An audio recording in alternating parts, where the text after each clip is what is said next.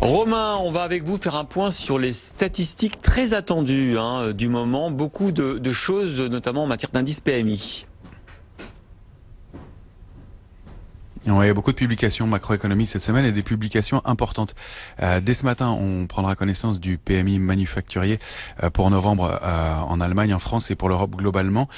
C'est une publication importante puisque c'est aussi un indicateur qui est appelé indice des directeurs d'achat et qui est considéré comme un indicateur avancé de la santé économique. Donc bien sûr important. Ce sera le cas aussi pour cet après-midi aux États-Unis. On prendra connaissance du même indicateur aux États-Unis.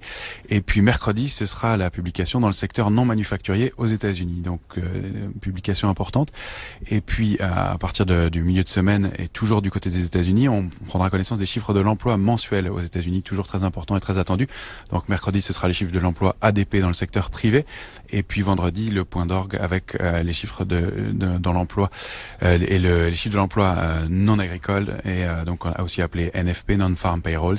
Et puis le taux de chômage. Donc des publications très suivies. Cet après-midi, on notera aussi l'intervention et le discours de Christine Lagarde, la présidente de la Banque Centrale Européenne.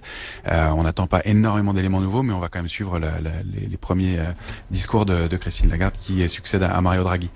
Donc graphiquement et techniquement, on va surveiller toujours des niveaux techniques. Pour l'instant, les contrats à terme, la préouverture sur l'indice CAC 40 est en hausse, légère hausse de 0,23%.